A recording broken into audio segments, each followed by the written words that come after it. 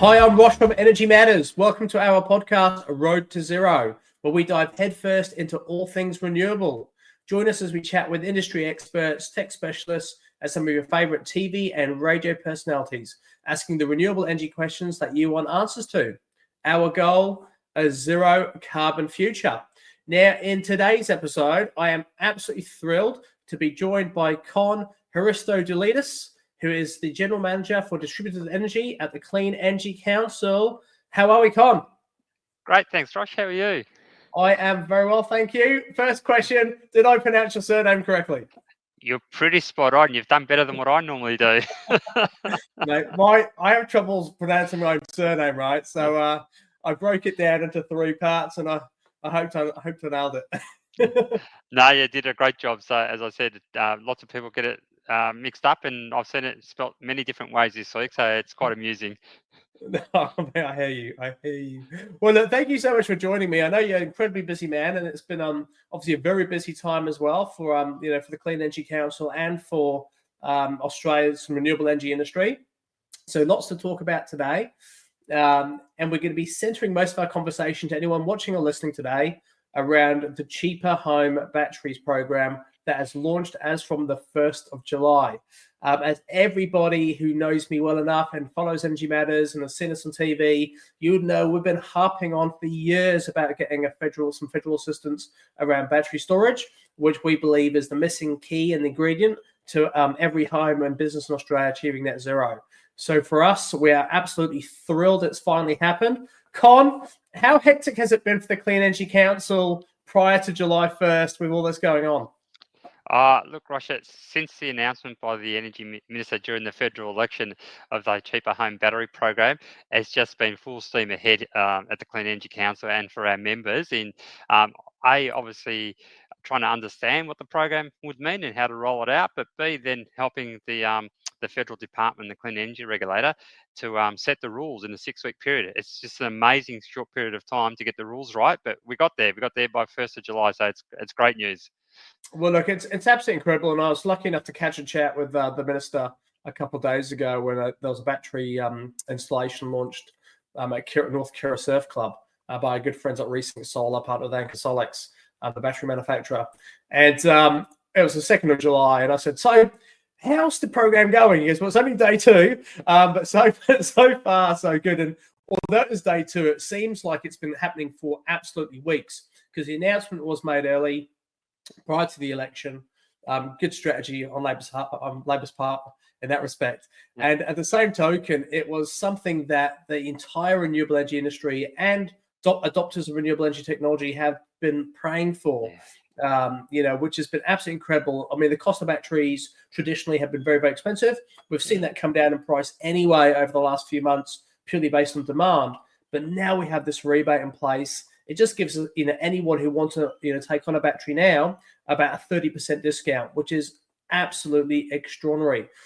So, Con, I have got a number of questions for you around the program. So I'm going to not smash you with questions, but we're going to have a conversation about the things I know I want to know about, and I'm sure our listeners want to know about as well. Is that okay with you? That sounds awesome. Ready to go and ready to get stuck into it. All right, good man. Thank you. So, Con, I guess the first thing I want to just understand and articulate for our listeners, and this is more so for consumers, and you may not be able to answer this specifically, but just generically, what would you say is the value that home batteries provide households and small businesses who have rooftop solar, and compared to those who don't actually have either technology themselves? Yeah, look, the value is extraordinary. Like some research put out by the federal department said that people are saving on average from a solar panel about $1,500 per annum on their bill. Batteries pretty much double that savings for households. So if you've got a bill that's $3,500 and you can save $3,000 of it, we'll probably talk about paybacks later. But on a $10,000 battery with a 30% rebate, that payback period is extraordinarily short now, and it makes it really viable for a lot of people out there who have got solar to install the battery with it, or those who are thinking about getting solar to add the battery with it now. I know, and if you look at like solar power, especially over the last 3 or 4 years, especially with COVID, right? So the one good thing, or there's a few good things I suppose COVID brought to the table, lots of bad things, but a couple of the good things were it encouraged people to work remotely, or gave people were forced to work remotely, which essentially meant anyone who had solar power installed at that point or got it installed during COVID, what if they were allowed to during the different phases of lockdown, meant that they were using pretty much all the power that they were generating because they were working from home. They could definitely put the appliances on, dishwasher, washing machine, aircon, heating, depending on what time of the year it was, and really utilize that electricity. But then now people are sort of going back to work, and or even in the hybrid situation, it doesn't really matter how much solar you have in your roof, because if you're not really using it and you're not storing it, all you're doing is selling it back into the grid. And we've just seen feeding tariffs just come down. I did another review of my energy bill today, and there's a whole bunch of retailers offering 0 feeding tariff, or half a cent feeding tariff. It was absolutely criminal. I can only find a couple of retailers offering an okay feeding tariff, and that basically halved or quartered after you've used the first chunk each day. So it's pretty terrible. So having batteries obviously makes a massive difference, but you're not going to get a return investment from feeding tariffs. So really, if we do talk about sort of payback periods and costs, I mean, what are the costs and payback periods would you say associated now with buying a home battery? And how does the new program, what does it do to reduce the upfront cost as a barrier to entry? Yeah, look, the rule of thumb, 30% obviously off the cost of the battery system means that you're effectively taking a 30% reduction in your payback period. That's just a really simple mathematical thing. But as you said, if you're depending on your use of your energy and when you're at home and the size of your family and the type of appliances you have in terms of the energy, if you've got a fair bit of gas, this actually helps you to electrify the home, moving your cooktop to an induction cooktop, your hot water to electric hot water, all that type of stuff now becomes more viable for you as an investment, because you can produce the energy with your solar panel, store it in your battery, and use it in the evening. So you mentioned about people doing those things during COVID, but still in the evenings, we're still watching TV. We're probably still washing dishes from dinner. If there's children in the household, you're probably getting them ready for bed. You're still running your heating or your air conditioning. So all those things where without a storage system, we're costing you money from the grid. And as you said, the feed-in tariff's low, but we can see the retail tariffs, even for the 1st of July, we had a sizable increase in the default market offer. They're costs you're avoiding now by having your storage, your battery, used in those evening periods, especially when demand for energy is high in those periods. I was absolutely horrified about when I got my letter from my retailer, and I won't do a name and shame. I'll just call my retailer because I know they're not alone. But the increases across the board on all my tariffs were ridiculous. I mean, the supply charge went up by around 20%.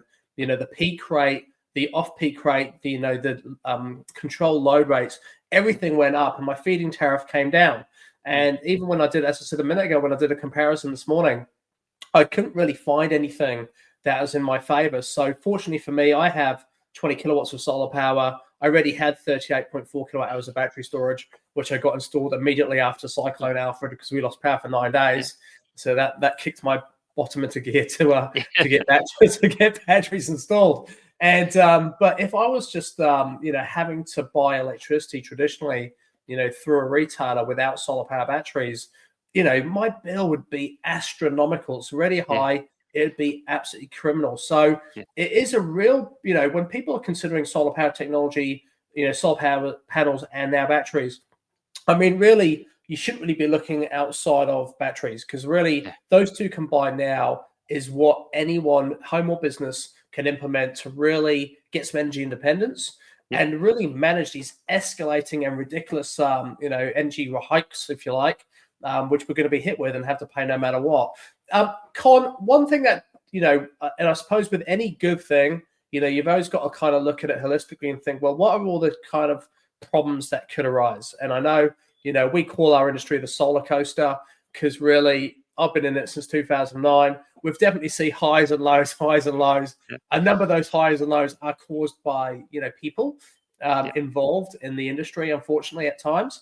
And I guess one thing people really need some reassurance about is what's being done to protect their consumer rights and consumer interests. So for anyone listening or watching, any consumer thinking about buying a battery for themselves, I mean, how can they ensure they actually buy a battery that works and meets Australian standards, meets their actual engine needs, and what sort of tips would you give them? Yeah, there's probably two things that really will help consumers in this space. The first one I'll start with is the product itself. That the Clean Energy Council, who I work for, have a product accreditation program that we run on behalf of the Clean Energy Regulator. That basically means any battery that is sold in the Australian market has to go through certification to meet Australian standards. So, can the battery withstand Australian heat? Can it withstand Australian conditions if it's outdoors? If it's built in, if it's installed indoors, what kind of safety barriers does it need to make it fire safe or as fire safe as possible? So the batteries have to go through a certification through test labs, independent test labs, and then we accredit all that documentation to make sure that they've done all the testing and it's passed all that testing, and we accredit those products. So any battery sold in Australia will have gone through that certification accreditation program. There's about 750 batteries at the moment that have gone through that program, and the customer or the consumer can feel confident that it can withstand Australian conditions. The second protection measure is the new energy tech code, or the NETCCC. That's solar and battery retailers who sign up to it, and what they're signing up to as a voluntary code is a bunch of sales and marketing practices that are good practices on behalf of the consumer, as well as after sales practices. The code was written by industry and consumer representatives, so it's got both sides of the market who developed this code. And it's, as I said, it's best practice in the way you behave, in the way you market your product, the way you sell your product, the information you give to the customer, making sure you go on site, making sure you visit the house, making sure that you properly fit it and look at the customer's bill to understand their energy needs, so you give them the right size solar and battery solution. So that code's a really important code, and there's probably been a couple of cases recently in the media where retailers who have been operating outside that code have behaved quite poorly in their behaviour, and the ACCC is conducting a review into those sales practices. So I would recommend for customers to look. I call it the blue tick. It's a blue and white tick. If the retailer has that blue and white tick, they've signed up to this code and they've signed up to good practice sales behaviour. Yeah, because I remember, and so I'm assuming this replaced the approved retailer program that used to be in place. Correct. It's gone from an approved solar program to a NETCC, which is all products. So it's solar, batteries, and other behind-the-meter products and services, which we'll talk about a bit later on about virtual power plants, but they're also covered as part of this code. So it's a really important thing for consumers to look for, is this blue and white tick, and that knowing that they're dealing with a retailer that has signed up to those practices. Yeah, and I can be very confident that if a retailer's gone through that process, they'll be demonstrating that loud and proud, either on their marketing, ID badges, Correct. any sort of collateral that they have, which is customer facing, so the consumer knows they can be reassured that they're dealing with such an organisation. All right, that's good to know. So, Con, whilst any federal rebate is always warmly received and supported, obviously there's always going to be a percentage of retailers, installers, either underpricing systems and cutting corners in the install just to get market share, or overpricing systems for financial gain. It's just the nature of the beast. And this isn't just in our industry. This is across the board and isn't also rebate driven. It's just, behavior, unfortunately. I mean, what processes are in place to mitigate this and protect consumers? Yeah, so the NETCC again is a starting point. If you're dealing with a retailer that's got the blue and white tick, as I said, if something goes wrong with installation or the product itself's not functioning the way, that provides a mechanism for you to raise a complaint and for that retailer to manage that complaint on your behalf. You don't have to chase around your installer or the manufacturer. The retailer takes on that responsibility for you. There's some simple things that consumers can do. If you're buying a solar and battery system, it's probably like an investment in a car these days. Not as much as a new car, but maybe a second-hand car. You take some precautions, and it's things like you'll shop around. You won't potentially buy the first car that you see, but you'll shop around. You'll do a bit of research on that car. The same practices apply here for the solar and battery. Like, don't buy the first thing that you see online or that you hear about, but shop around, read some reviews. People like yourself, Energy Matters, look for groups like yourself who operate with reputable retailers and OEMs. So I think there's an opportunity for customers here to do a bit more research rather than just jump onto the first thing that they see and think that's the right thing for them. sometimes, you know what that saying is, if it's too good to be true, it probably is not true. So my advice would be shop around, get yourself a couple of quotes, look for good reputable places like Energy Matters to help you with steering you in the right direction as well. So that would be my recommendation. Con, you're an absolute legend. I'm going to have to film with you on a TV commercial because I couldn't have said it any better myself. But look, absolutely. And for anyone listening, watching, I mean, most of you guys have come through Energy Matters at some point to get a quote for the renewable energy technology. I have peers in the industry as well that do the same thing as us. And it's certainly worth, sort of jumping onto one of our sites, getting 3 quotes, comparing not just the different products available, but also the retailers. Because, you're going to gel with, not necessarily, they all might be, quoting the same product, but potentially you're going to gel with one retailer over another. And there'll be potentially some variances on price point. One point I will just quickly make, Con, before we go to the next question, not so much for you, but for anyone watching or listening, is, a lot of the time people do shop on price. And the problem that we've always had in this industry is what we call the race to the bottom, where whoever, quotes the cheapest price is the one that gets the business. I think those of you who've installed solar power technology over the last 10 years and paid bottom basement prices probably now would realize that it's better to actually do the research and invest in quality as opposed to just going with the cheapest quote. Because unfortunately, a lot of the time, your technology, the good thing is there are processes in place now, as Con's articulated inside of the approval process to allow products into the country and to be used on any type of program, but also sold into Australia. But at the same token, back in the day, that may not have been as tight as it is today. And at the same token, it's also the quality of installation that makes a massive difference. You can have 2 people installing the same system. One will work perfectly for the next 10, 15, 25 years. One will stop working after 2 or 3 or may not work at all because of the way it's been installed. So it's always important to understand sometimes at a slightly higher price, you are actually getting a higher level of workmanship, and you're also getting after installation care as well, which means if there is a problem in the future, these businesses have been set up to be able to still be operational 10, 15, 20 years later, where the fly-by-night is. I'm just going to give you quick, low prices, get in and install you, then probably Phoenix their business in about 1 or 2 years. Not knocking anyone that offers cheap pricing. At the same token, it's just about making sure, you do your research as a consumer, and obviously installers and retailers, you should obviously be planning to help that customer in the long term, not just today to get market share. Con, the 2 things that jump to mind, and having spoken to a lot of our sort of, retailer and installer friends, there's 2 kind of key concerns that they have with this program. I mean, it's fantastic. It's incredible. Now it's finally live. People can just go, get down to business and start quoting installing customers. But what's really becoming present is, really 2 components. The first one, which we'll talk about now, is really the lack of supply of product versus the growing and significant demand. What role and what assistance can the CEC play in terms of dealing with this influx of new brands and models entering the Australian market, but more so assisting those that tick all the boxes to get listed as soon as possible? Because I know that process can, and historically in the past has dragged out quite a long time. What are you guys doing to help shrink that process to help these brands get to market? Yes, we've been running a continuous improvement program, the product accreditation program, to make improvements and to streamline the process. One of the things we've actually started to do more recently is we're now being quite transparent at the end of it, or the start of each month, how long the waiting process is for the inverters, the batteries, and the solar PV systems to go from the start of the application to approval process.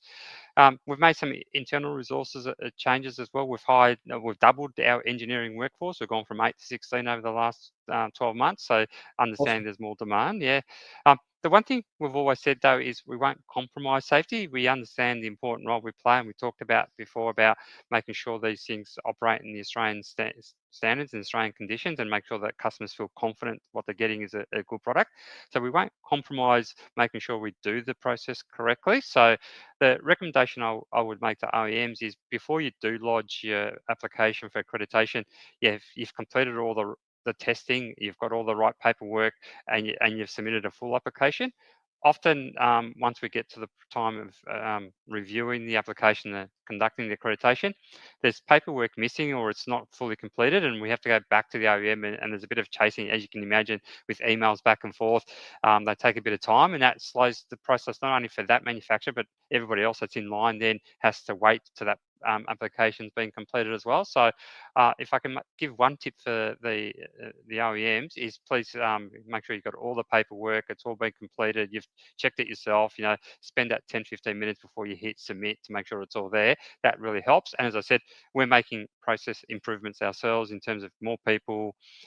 We've streamlined the application, who reviews the application at what stage. So we've got some process people who will look what I would call it the non-engineering aspects, so they can get through things like ABN, name of business, trading name, all that they can get ticked off. And then the engineering aspect of it will get handed over to the engineers to review, and that seems to also help speed up the process. So we're making those changes. We understand we need to get better, and we're doing that. But I also would recommend to the OEMs that for them, before they hit that submit button, that they've got all that paperwork. Even if it takes an extra night for them, it's worth it for them. Look, I completely agree with you. And look, first and foremost, it's really reassuring to hear, the fact that CEC has listened to feedback, has looked internally, looked at ways to, to actually become more efficient and improve your processes. Obviously, engaging more resources is absolutely fantastic as well. But I also agree, like in respect to making sure any applicant is dotting the I's and crossing the T's, because, unless you've got like a robust, complete application, all you're going to do is just, sort of cause bottlenecks by submitting something that's incomplete. So it's just lackadaisical to take that approach. So no, fair call, mate.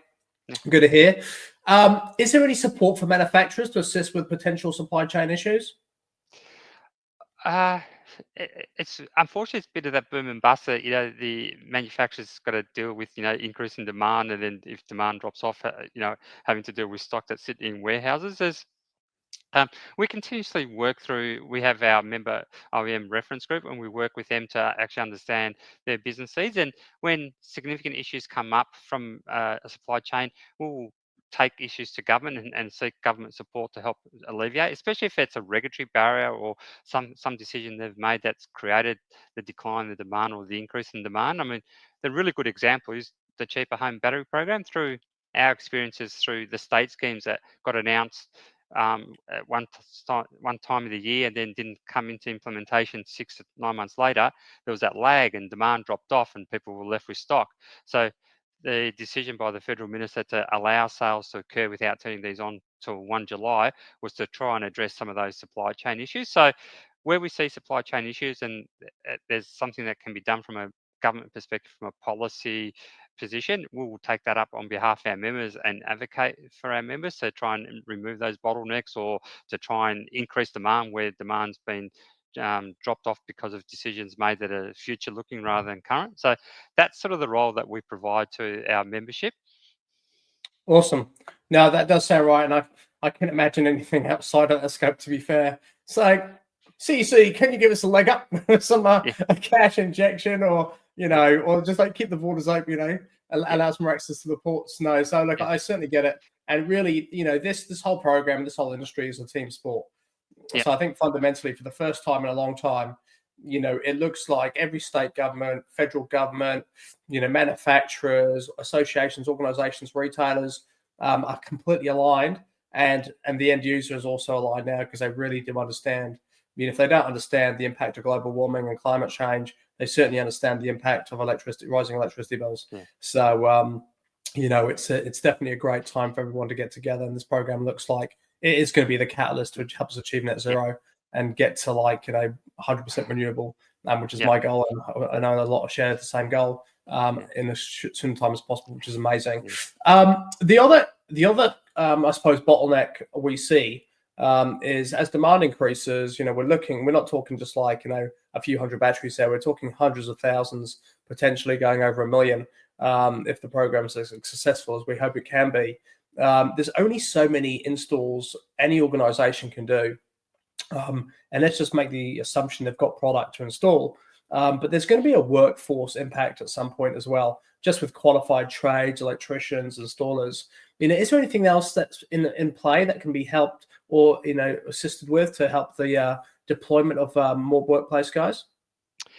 Yeah, look, that's an interesting question because as an electrician, Sparky, you're sort of torn, right? Like you go and run off and do some work with a building construction company that's building new homes and new commercial sites and get a steady income from them, or do you come and install a solar battery system? I think the beauty of this cheaper home battery program now, it actually has created some certainty for the next 5 years. We're going to have, we're trying to install 1 million batteries. So if you're deciding whether do I go down another route as an electrician or do I go down the route of solar battery installations, you've now got a market for the next 5 years. So not only for yourself, but you can now bring on apprentices and train them up as well. So there's this certainty of 5 years now that if you're thinking about making a decision which way you're going to jump, it's actually a really good market now for the solar and battery installation side for the electrician. So that would be my advice to them, that now's the time to jump on board. You're going to have 5 years of certainty in this market. And, as you mentioned, once we get scale, and the scheme winds up, who knows, we start talking about 1 million batteries being installed now, but the Australian Energy Market Operator, they do their annual plan, or the once every 2 year annual planning report. And in that, they were talking about 3.5 million batteries potentially that we'd have by 2040. So there's still potential another 1 million or 2 million batteries to be installed if we to reach those targets. So there's a strong market, and this cheaper home battery program is a really good signal now to electricians and for apprentices to say there's a market here that's ongoing and enduring for you. Absolutely. I mean, if you look at it like a cake, I mean, fundamentally, by having something like, with solar power so widely adopted, and initially, with the sort of the way the STCs were assigned, starting with a really high multiplier, then gradually widening down, it caused a lot of demand. Which in turn, when you have demand, you can reduce the cost of manufacturing comes down, the actual overall cost to the end user comes down because of demand. And batteries have always been like that kind of, initially very, very expensive because there was low demand. They were kind of, they had to obviously price them accordingly. But now we have that demand coming through. And this happened before the rebate. We saw the cost of batteries coming down, which is amazing. Through this program, when you consider you got like hundreds of thousands of batteries now being deployed in Australia, 1 million plus, happening, then of course, manufacturing processes are going to naturally take place and improve. And that's going to once again see efficiencies being made across the board. So really, you've hit the nail on the head when you're considering what would you do if you're a youngster looking to get into a trade. Because being a Sparky now, especially as a young bloke or young lady, sort of getting into working out what you want to do for career-wise, it would be an absolute golden ticket. You've got a 5-year program you can work in. You can work in something that's amazing and making a difference and helping transform Australia into a net zero or 100% renewable organized a country, or superpower. I remember Kane saying to me a long time ago, which is absolutely bang on. And then beyond that, you've got such great industry, but then you've got skills that you can then sort of like go into various aspects of electrical engineering or as an electrician. So it is an incredible time. And Rosh, sorry to interrupt, but what we haven't had yet is the EV boom as well that comes with for those people who are thinking of getting into this industry. And once we get people doing mass replacements of the vehicles with EVs and the charging that goes with that, the market, the world's are oyster in terms of this market. Is there any going off topic very quickly? Any rumors about an EV program or EV charging program or something else complementary downstream? Any words in Canberra that you can reveal? We've been pushing. Part of our advocacy to get the battery program was to include EVs as a storage device. They're a little bit reluctant at the moment because the technology is still new and trying to work out a fair rebate to give the charging industry some certainty and to bring that price point down was difficult, but it's definitely something that's on the radar. They're aware of it, and they know that getting EV charging to people's homes is an important part of the charging industry as well. I mean, we'll have public infrastructure that's going up at the moment, but the home charging is one that will really drive the real benefits for the households. So, yeah, look, it's a very exciting time. I think as soon as you have vehicle to load, like or vehicle to home, and be able to use your EV to actually power your home legally, then you've got a 100 kilowatt hour battery in your car, if not bigger. I mean, that'll power your home for 3 or 4 days. And then once again, you've got, everyone should have battery storage anyhow, just to manage early morning, late evening, but also blackout protection. As I know, as I said earlier, everyone's probably bored of hearing, with our poor cyclone a few months ago. But, it's only when you have a blackout for an extended period of time, you really get the impact on every aspect of your life, and how important battery storage and blackout protection actually becomes. So, as well as obviously solar powering your home throughout it. So on that, and let's just look a step further and say, right, well, you know what? Consumers have said, I want to now get battery installed. I've got solar power, or they haven't had solar or batteries installed until now because it hasn't made commercial viable sense for them. So they're at home, but they think, you know what? Now I can get them both installed. They go ahead and get battery or solar and battery installed. And now they've got potentially all this excess electricity that, they're not using, and it's set in the battery. The battery, in my case, my battery is fully charged by probably about 11:30 tops every morning, depending on how much I discharged the previous night. So let's talk about VPPs. What are the real, from your perspective from the CC, I mean, what are the real tangible benefits about joining a VPP program? Yeah, look, the VPPs to me is really the golden ticket in this whole reform program, right? Like, you get your solar and battery, and it's great for your household. You're reducing, as I said, your bill up to about 80% potentially, which is great. But the VPP is there'll be households out there who decide that they don't want to get a solar battery system, or they're just in circumstances financially or in living circumstances like they can't get solar batteries. The VPPs is where those households get the real benefits, because basically it means, your neighbour who's got a solar battery system is not only using that generation storage for themselves, but they're sharing it with you, and they're sharing it at times potentially when you need it, and the prices would otherwise be high. We'd have to build big power stations to meet that demand. Now we've got this stored energy in people's homes, and we're aggregating all these individual households into this virtual power station. So rather than having to build these big power stations to meet this demand, we've got them in people's homes, and we're aggregating them together. So that's the real benefit for me, is the ability to share your excess energy that you stored in your battery and you don't need with your neighbours and other people in the neighbourhood who may not be able to get the solar battery solution and keep their cost down. It just means that we're using that distribution network more efficiently, and if we use more power on the same poles and wires, that means it's cheaper for everybody. Which is amazing. And I know this is probably, you just answered a massive question to a lot of people that have seen the information being conveyed, and there's always been that messaging saying, this program will not only help those who have got solar power or want to install solar batteries, but also help everybody else. And that's kind of fills in that point about everybody else. It's really, when you're discharging your own battery back into the grid, you don't need it all. Inadvertently, you're helping out your neighborhood, like your community, especially those involved in such a program. Do you foresee any sort of federal support regulation to ensure that VPPs out there, the models that are actually going to be emerging, are accessible, reliable, and actually beneficial for households as they shift to that sort of more methodology? Yeah, there's probably a couple of things. One of the things we haven't really spoken about the cheaper home battery program is the battery that's been installed has to be what they call virtual power plant or VPP ready or enabled, which is great. That means from the customer's perspective, once they're ready to sign on to one of these virtual power plant services, they don't have to do anything else to their system or battery. They don't have to get anybody else to come to their home and to do any additional wiring or to do any additional work on it. That's great. That's a tick that gets you ready for it. Secondly, there's a couple of state schemes that are complementing the federal battery scheme. Like Western Australia have got their own battery scheme, but also the requirement that if you get a battery under the federal scheme and use the WA scheme to top up the rebate, you also have to join Synergy's virtual power plant. So you automatically go into virtual power plant there, which is great. New South Wales changed their peak reduction program, where they moved the rebate under that program away from the upfront costs of the battery to joining a virtual power plant.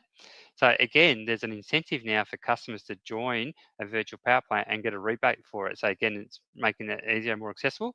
And the third thing, which and give you a bit of a sneak peek into some of the discussions we've had with the federal department, is they only had 6 weeks to get the regulations out for this program, so they knew they had to work hard to make sure it's ready to go from 1 July. But we talked to them about the South Australian battery scheme from a few years ago, and the success of the South Australian scheme was the South Australian government, again, required batteries to be VPP ready, and then promoted the virtual power plants to the people buying the batteries. And they had significant uptake of solar and battery and virtual power plants under that scheme. And it was as simple as doing a website, talking about what a VPP is, educating consumers about it, and then pointing them to all the different providers in the South Australian market.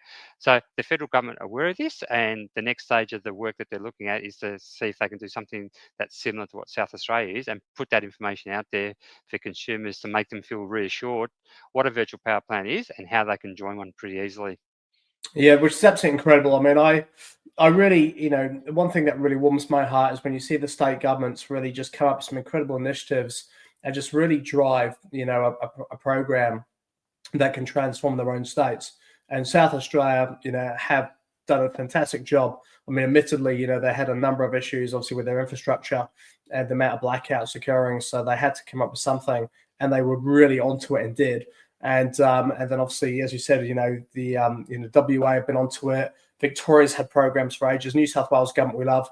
I mean, they've just, we're gutted, actually, to be fair, when they removed double stacking for that short few days. There's a few days where like, oh my god, you're going to be able to double stack in New South Wales, get the federal rebate and the New South Wales government rebate, and then that wasn't the case.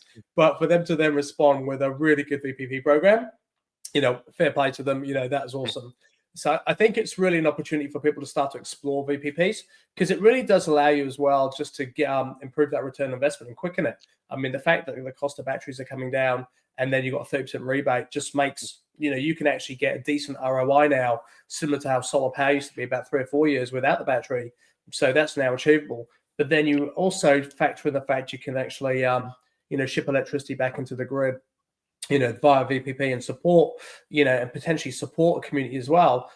There's ways of obviously getting demand rates for your electricity through Amber and various other programs out there. So there's a lot of really, really good stuff, which is amazing. Con, I'm going to take the conversation, and I'm not, I apologize. I'm not trying to sort of put you on a spot here or anything, but I think, from I'm just going to look at Energy Matters audience. So we've been around since 2005. We have lots of early adopters. We used to be a retailer. We're one of the, if not the biggest in Australia, one of the top 3 for over a decade.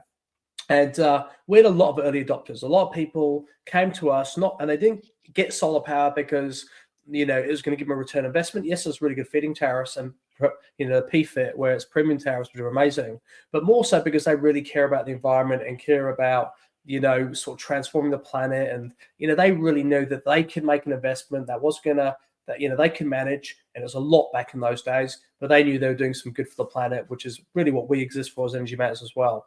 I think one of the biggest concerns a lot of people have when they have, older systems on their roof that either we installed 20 years ago or other organizations installed 15 or 20 years ago, and they kind of see they're not really, those systems are now starting to, stop working as well, or they've kind of early adopters even of battery technology because they thought, what, this makes sense. And now they're thinking, there's some really incredible tech out there. I really need to upgrade my system.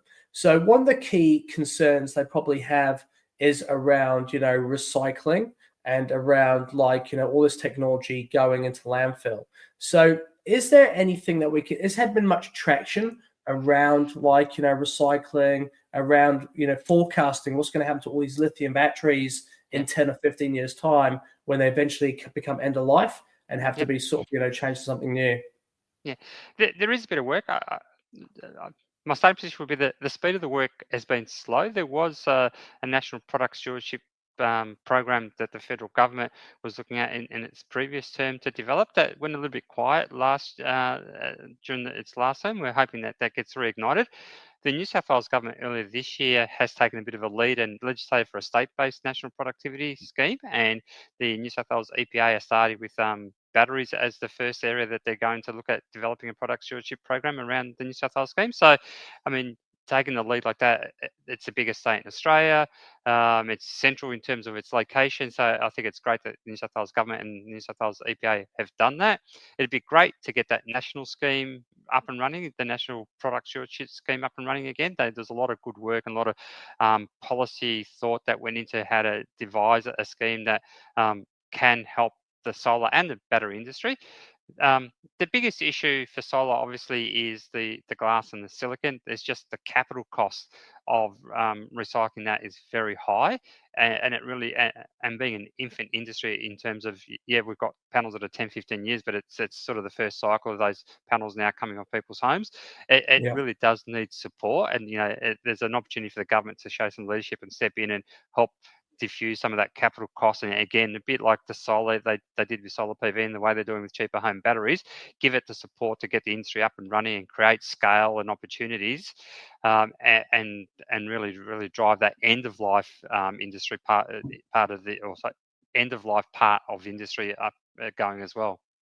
Yeah, which is absolutely bang on. And I mean, from my perspective, I mean, we work with most of the global manufacturers of renewable energy tech. And so when we visit their sites, the locations, be it wherever, maybe in China, we're always asking the question about how they're designing the products today and the components they're using with recycling in the back of their minds. And they very much are, very mindful of that. So, which is amazing to see. But really, as you said, like, in Australia specifically and any other country, putting up, really having some sort of federal support around managing end of life and recycling and investing in those processes. Because I know it's incredibly expensive, and I've got a number of mates who are in that recycling space and looking and exploring. But, without funding, they'll be out of business in seconds, because it's just almost, you can't charge, I mean, fundamentally, it's like you have to charge a homeowner a significant amount of money to recycle and remove their panels and then recycle them. So, which isn't going to help. So you really need to kind of find that balance, and having federal support would certainly make a difference. So I'm glad you guys are fighting the fight, Con, because it means, we don't have we can just report on it. And at the same token, I mean, we'll always be voicing up and giving our opinion. But at the same token, it's really reassuring to know the role the CEC is playing in all of this. And look, not just yourselves. I mean, every association, organisation, Energy Council, obviously, Energy Efficiency Council, there's been like every association or authority in Australia has really, it's actually nice to see you all playing well together and actually and coming together on this. It's been great. Look, I think we can, putting aside that we work for different organisations, the end goal for us is, the Clean Energy Council and the other associations, what we're trying to do is create a sustainable future, a future that's built on renewable energy, and then both at the start of the life and the end of that life, the product, we want to achieve the same outcome. So our core objectives as industry associations are the same. So yes, of course, we agree on both the cheaper home battery and the solar SRES program, but we also agree on the need for national leadership around product stewardship for end of life as well. No, absolutely amazing, mate. Well, look, thank you so much for your time today, Con. I really appreciate it. You've been an absolute legend. It was a pleasure. Thanks, Rosh. Thanks for having me on. And hopefully lots of people get those batteries into their homes as soon as possible. Absolutely. Good man. I'm sure it's going to be a crazy uptake.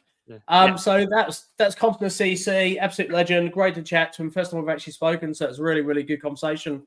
And look, for anyone watching or listening to today, it is the time to definitely explore battery storage. I mean, I've said this on every podcast. It just seems to get better and better. But panels have been flatlined for a while now. Now batteries have finally got the rebate program in place. You can really capitalize. Just be mindful of one thing: batteries. This program is going to be around for 5 years, but every single year, the value of the rebates is going to drop. So similar to how panels were. So really, you need to get in fast and to at least get quotes in to understand what you're looking for, what you need, and then really try and aim to capitalize on the program before before end of June next year, so you can really sort of benefit from the full multiplier. Don't get me wrong, as the rebate drops in price, I mean, I think the goal is that obviously with demand, the cost of the actual products will come down too. So you're still going to get pretty much the same net impact. But really, getting involved as soon as possible means you can actually start saving your bills as soon as possible, and more importantly for us, reducing your carbon footprint. All right, so there's our website below. If you haven't gone solar yet, or haven't have got solar but not a battery, get a quote from Energy Matters and we'll help you out. Thanks for your time. See you next time.